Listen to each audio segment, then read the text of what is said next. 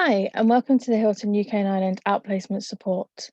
Today's session is on my job search. We'll be covering how to structure your job search, research you should do, and where to look, both online and offline. We'll discuss support groups who will be available to help you, how to make an application, how to follow up after an application, and the pros, cons, and where to look for voluntary work. We'll start off by structuring our job search.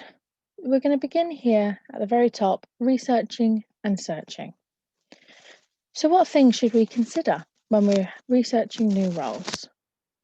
Start off by considering what sort of hours we need and what the roles are advertised at. So anything full-time, so from 39 hours or up across a 5-day week period is classed as full-time. There is a 48-hour time working directive, so this is what the government have said is the sort of maximum number of working hours you should do, but there is an option to opt out of that, so you can go above and beyond that. Part-time work is classed from 2 to 38 hours a week, or anything less than 5 days.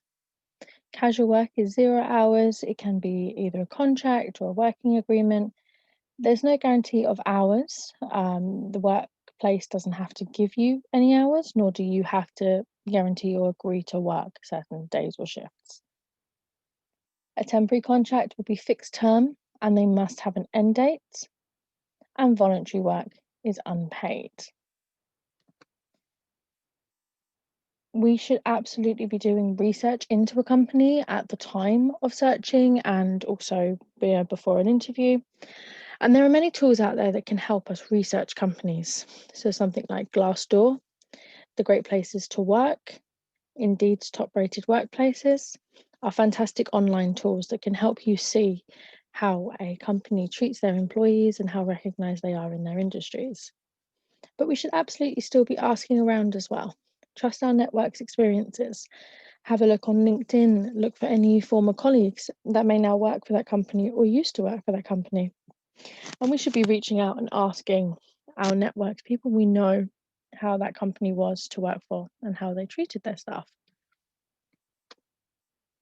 So one question we get asked a lot is, how many jobs should I be applying for? Should I be applying for one job at a time, or applying for 10 or 50 or 100?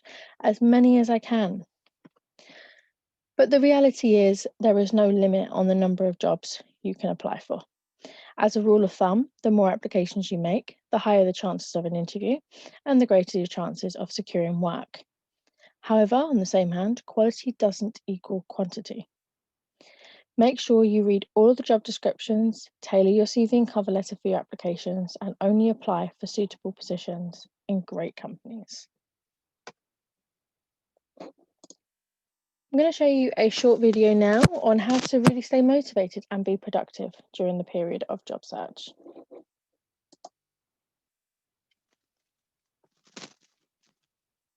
Staying motivated during a job search. A monster guide.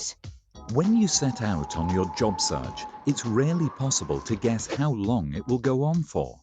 As time passes, the rejections mount up and the budgets get tighter, it's easy to become disheartened. However, this is exactly the time when you need to dust yourself off and put in more hard work than ever. One of the main attributes of a successful job seeker is persistence. Start as you mean to go on. Instead of getting up late, set your alarm as if you were going to work. Have a shower and take a walk to get some fresh air in your lungs. Set daily goals. Goals will keep your mind focused on the things that are important and keep you feeling positive about your future. Set up the right environment. Make an area in your home where you can run your job search with a phone, computer, and everything else you might find in an office. It will help you stay focused on the target. Eat right. Make sure you eat lots of fruit and vegetables. Stay away from fatty foods and try to limit your alcohol intake. A healthy body generally leads to a healthy mind. Create a support network. Forming an alliance with other job seekers will help you share experiences, get advice, and give you an outlet for your inner feelings. Remember the law of averages. The more applications you make, the greater your chances are of finding the job of your dreams. However, Resist the urge to blanket bomb every recruiter out there. You need to tailor your CV for each job. Sooner or later, you'll hit the right mark. Enjoy the process. Job hunting is a time of transition and change, and it can also be a very important time for self-development. Use this period to reassess your goals. At every stage of your job search, you should look to get feedback. If you're not getting asked for interviews, then get someone to have a look through your CV. If you're getting to the interview but being rejected there, you should find out what you're doing wrong. Fix these and you'll find yourself in a job in no time. This guide was brought to you by Monster. For more advice, jobs, and career tools, visit monster.co.uk. So some fantastic ways that we can stay motivated and be productive are, having direct contact with hiring managers. Contact them directly either by phone or by LinkedIn, and this will really help speed up the process. Ensure that you maintain a routine. So continue to stick to your waking, sleeping, exercising, even showering routine throughout your job search. And spend your usual working hours sat down with minimal distractions. Stay organized. So use Google Documents, Excel, or even just a simple pen and paper to track your applications as you make them. Use search tools. So Google can be fantastic at helping search for roles that are not on traditional job boards. Don't be afraid to try and play with good Boolean searches to increase the relevant hits that you receive. Stay off social media. Unless you're using a site to contact potential employers or search for a role, steer clear of social media during the time that you are job searching. And try not to get disheartened. Positivity really will go a long way to being as motivated and productive as possible.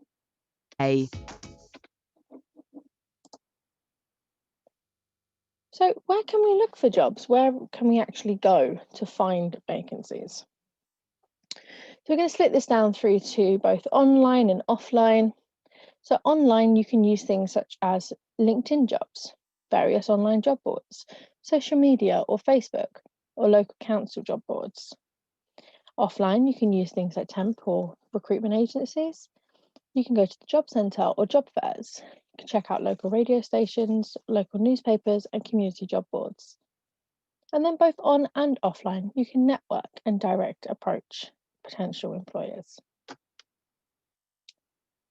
There are a bunch of support groups out there that can help you. They can help you both looking for jobs and applying. So the Job Centre obviously has connections with most businesses in the UK. So they have a fantastic network and they're able to support you with applying for jobs, creating CVs and getting you through the door to interviews. The National Career Service is one that does very similar. They can put you through training courses, they can support you with applications, they can support you with interviews, and they can connect you through to relevant companies that are hiring at the moment. Citizensinformation.ie for the Republic of Ireland is fantastic and works very similar to the way the Job Centre and the National Career Service work. Lifetime Training can help support you looking into apprenticeship roles. And your community hubs and libraries can help you with the online side of jobs hunting and also have community boards where you can check out if there's anything local advertised in there. If you do have a health condition or are disabled, there's plenty of companies out there and campaigns that are there to support you. Something like Scope, Reemploy, the Work Health Programme and the Job Help Campaign. If you're a veteran, you can reach out to the Work Health Programme or RFEA or the Armed Forces Covenant. And if you're a mature worker, the Job Help Campaign is there to support you as well.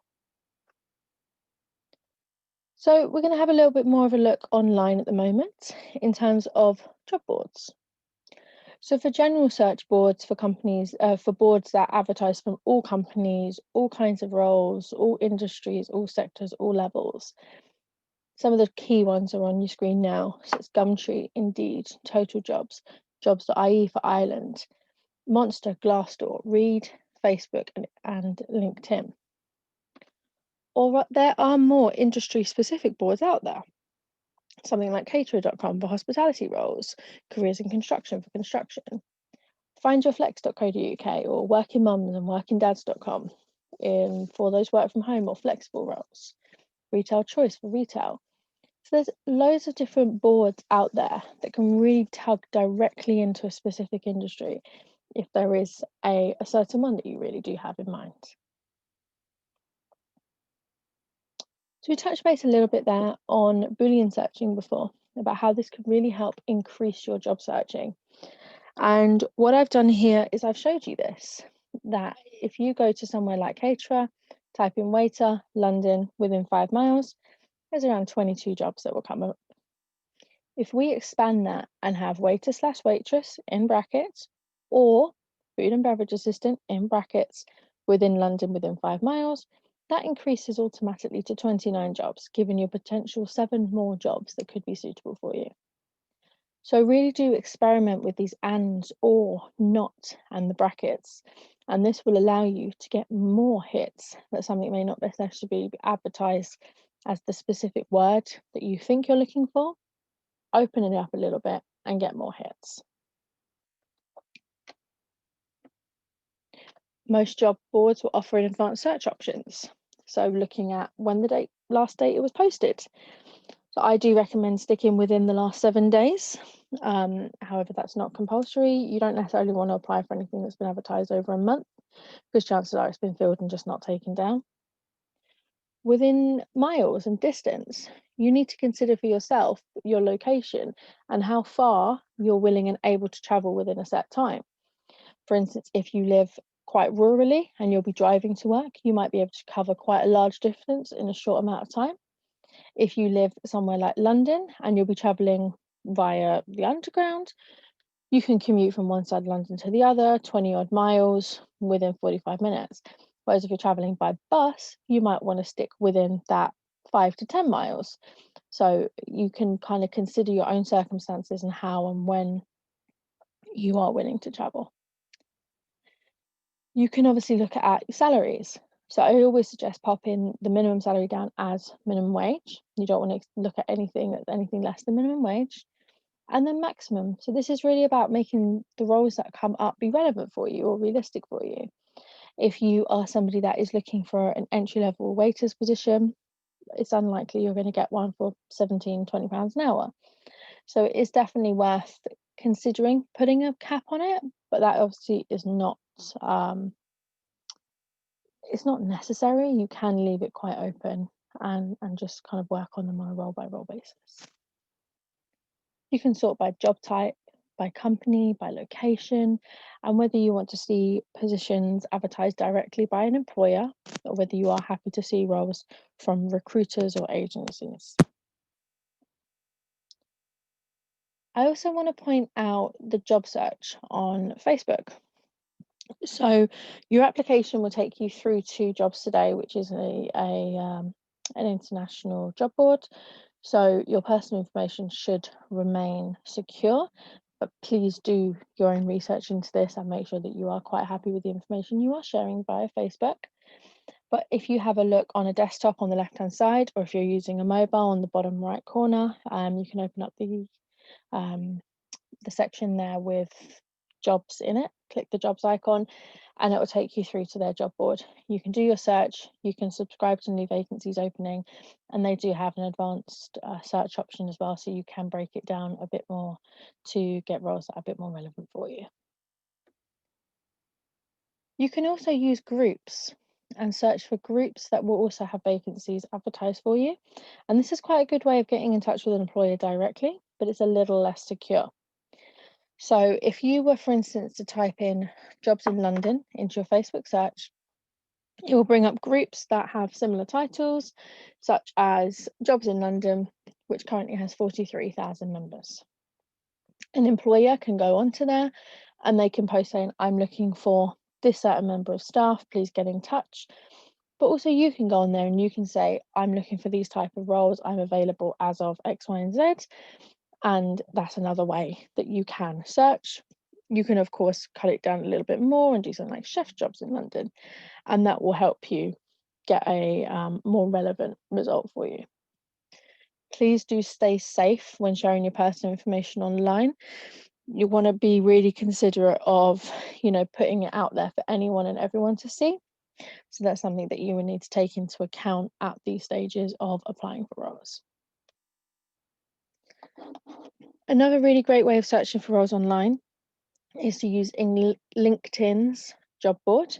I'm going to play a short video here which will walk you through that process of searching for jobs on LinkedIn.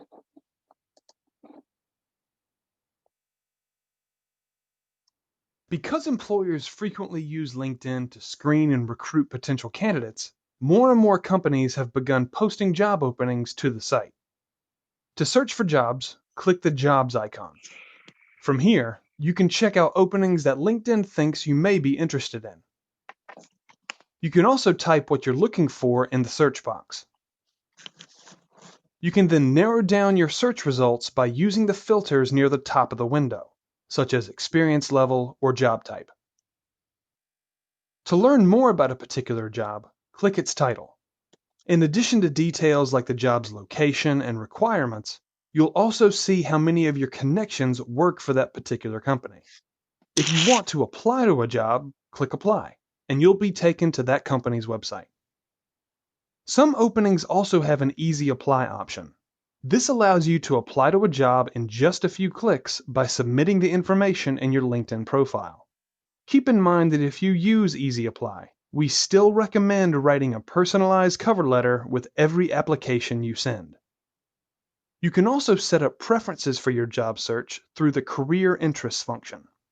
From your profile, scroll down until you find your dashboard, then click Career Interests. This lets you save preferences for the type of job you're looking for, including location, company size, and industry. LinkedIn will then start giving you relevant recommendations and search results. We suggest using career interests so you'll have a better chance of seeing jobs you may actually want.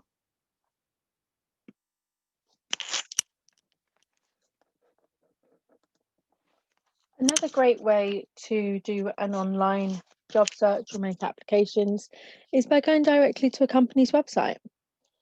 If you have done your research and you've decided that there's a certain company that you really want to work for, go directly to their website and find their careers tab. They might be in different places, they might be titled slightly differently. For example, at KPMG, it's careers, it's a top tab, it's right there at the top, you can find it. But for this group here on the right, it's all the way down at the bottom under work at the trust. So you do need to do a little bit more digging, but this is a really fantastic way actually to check out their website and see what they're about, see what their culture is about, and get a little bit more research under your belt done at the same time of applying. I just want to draw your attention to Find a Job. So Find a Job is the job board run by the Department of Work and Pensions, connected with the job centres, connected with the National Career Service. And this is a board that is open to any employer in the country to advertise on completely for free. So it is very well utilised. There is advanced search options, and then there is the ability to do Boolean searching on here. But if you recall your mind back to the caterer search we did a little while ago, where it gave us 22 hits, that same search here on Find a Job gave us 70 results. So it's quite a large board that you have to check out. If you are applying for universal credit, you will have to show that you are applying for roles on here. So it's maybe worth checking it out, having a look and seeing what roles you can find on this board yourself. Now, if you are interested in doing some more direct and offline job searching, first place I would suggest looking is at the job centre. Of course, during the coronavirus situation, job centres are not open for people to come in. But if you apply and have a conversation with them, make an appointment to discuss your claim and support to work. They can offer CV and interview advice, job search help, career coaching, career website guides, and access to thousands of UK employers. They obviously have the knowledge on current vacancies and industry trends. So if there is a certain industry that is doing large volume recruitment at the moment, the job centres will absolutely know about it.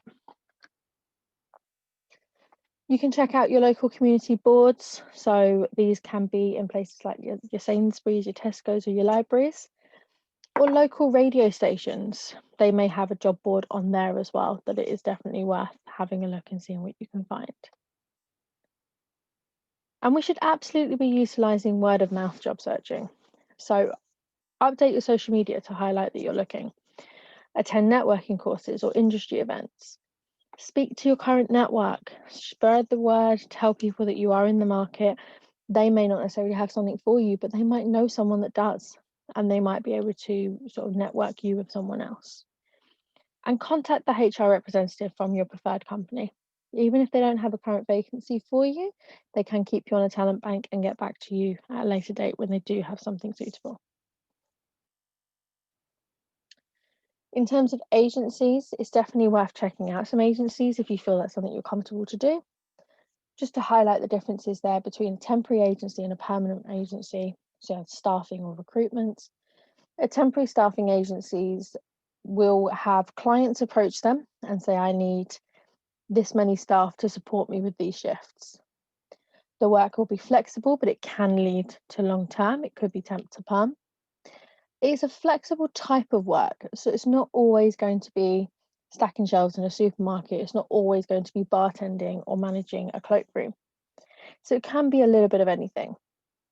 There's of course no guarantee of work whilst working for a temporary agency. However, they have a very simple recruitment process.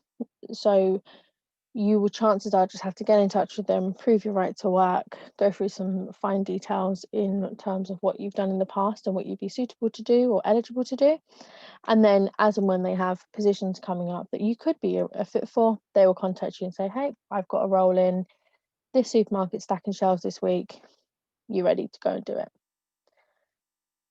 You might be employed by the agency, or you could be classed as self-employed. So that is something to confirm at the point of hiring or speaking with them, if you are comfortable being self-employed and if there's anything that you would need to do yourself.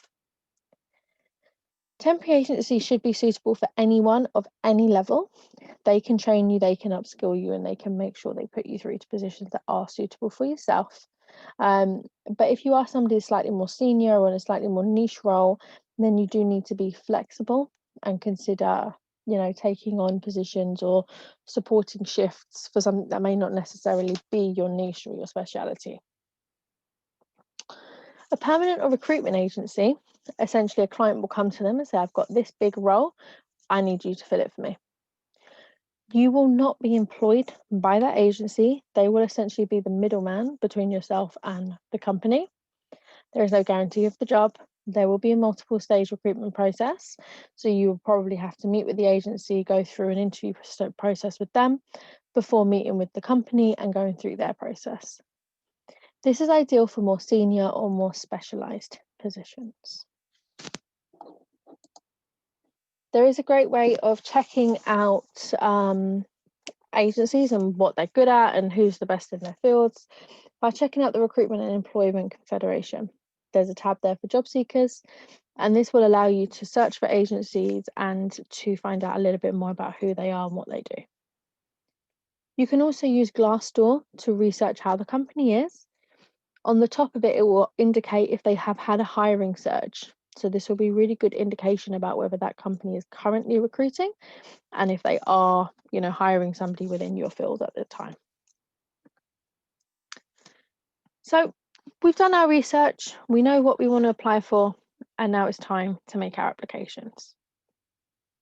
So I highly recommend you use a desktop or laptop where possible. It's a lot easier to use most websites if they're not compatible to mobiles, and it will allow you to update your CV as you go. Make sure you read the advert.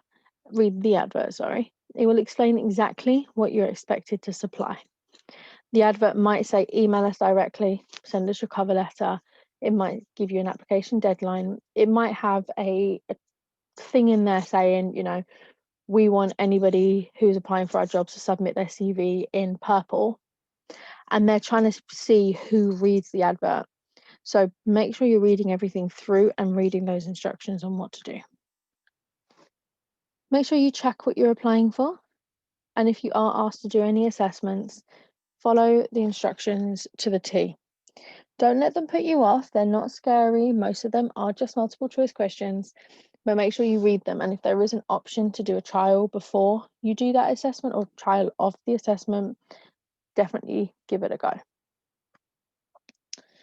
A lot of companies will ask you to provide your right to work before making an offer for a role or even at application stage.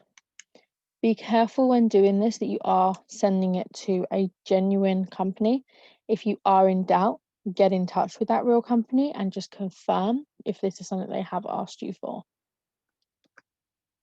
Ensure that you're honest throughout your entire application. There's no point of fudging up your CV if your LinkedIn isn't going to match that. Be considerate of your spelling and grammar. A lot of people will proofread their CVs, proofread their cover letters, but forget to proofread their actual profiles and their actual applications. So make sure you are checking those. And most importantly, be careful when you're sharing your information online that you're not sending it to somebody that maybe has sort of dodgy, fraudulent intentions. So you made your application. What happens now? You should receive some form of acknowledgement. So most likely it'll be an email, automated. So read that, save it, and you can refer back to that at a later date. If you receive a personalised email saying thank you so much for getting in touch with us, ask you to do questions or clarifying anything, make sure you are replying to that professionally. If you get, phoned or text, make sure you're answering professionally. At any point from making the application onwards, it could be a potential employer calling you. If an employer does phone you, just be prepared to answer screening questions straight away. If you don't receive an acknowledgement, check your application status and then feel free to contact them after 1 or 2 weeks to ask for a follow-up. I'm just going to show a clip of this Indeed video, which shows kind of what happens after you submit your CV, and most importantly, what happens if you're not hearing back. I'm just going to jump ahead a little bit to... So, you've applied.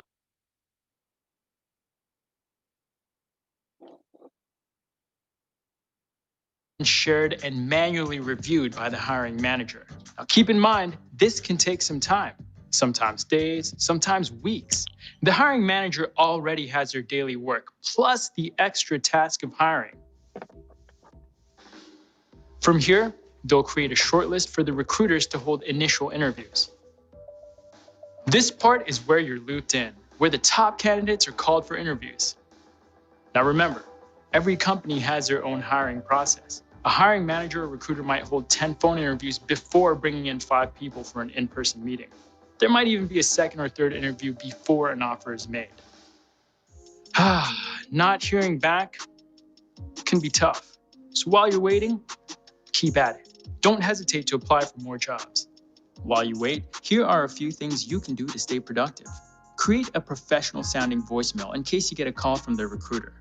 Give your references a heads up that they may be contacted. Make or update a portfolio in case you're asked to provide samples of your work. Prep answers to common interview questions. After 2 weeks, send a follow-up email to the hiring manager or the HR department. Rest assured, the number of online hires, it's only going up. They're increasing 30% year over year. This was the breakdown of not hearing back.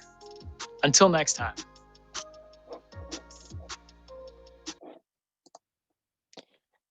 So we've received our application and now we're wondering, what next?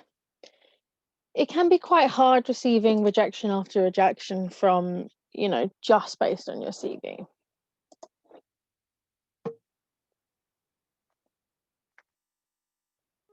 Rejection happens to everyone, especially during the job search. But no matter how many times you've been turned down, you can overcome professional rejection with confidence, patience, and hard work.